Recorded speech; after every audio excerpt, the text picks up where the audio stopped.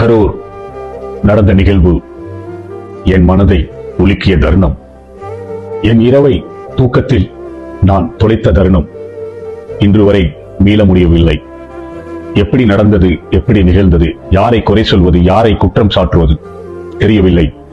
மனதை இன்னும் இதிலிருந்து மீள முடியாத துயரத்தில் நான் இருக்கிறேன். இந்த மாதிரி இடத்தில் நமக்கு 10,000 20,000 மக்கள் கூடுற இடத்தில் எப்படி நீர் வழங்காமல் இருக்கிறீர்கள்?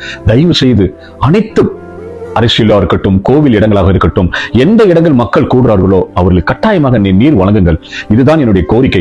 நேற்று நடந்த சம்பவம் நீர் இல்லாத ஒரு காரணம். அவருடைய மரணத்துக்கு நீர் இல்லை, நாக்கு வறண்டு போயிருக்கு, மூச்சு திணறி இருக்கு, குழந்தைகளுக்கு நீர் கிடைக்கவில்லை, குழந்தை மூச்சு விட முடியாமல் இறந்திருக்கிறார்கள். அதனால் கட்டாயமாக இந்த மாதிரி ஒரு அரசியல் கூட்டமாக இருக்கட்டும், கோவில் குளங்களாக இருக்கட்டும், கூட்டம் கூட இடத்தில் முதலில் அவருக்கு நீர் வழங்குவதற்கு வழிவகுத்து விடுங்கள். 40க்கும் மேற்பட்ட பலியானவர்களின் குடும்பத்துக்கு எனது ஆழ்ந்த இரங்கலையும் அவர்களுடைய ஆத்மா சாந்தி அடைய நான் இறைவனிடம் பிரார்த்திக் கொள்கிறேன். அந்த குடும்பங்களுக்கு ஆறுதல் சொல்வதற்கு என்னிடம் வார்த்தைகளே இல்லை. என் இதயம் மிக கனத்துடன் இருக்கிறது. இதுக்கு யார் பதில் கூறுவார்கள் என்று எனக்கு தெரியவில்லை. யாரை குற்றம் சொல்வது, யாரை குறை சொல்வது தெரியவில்லை.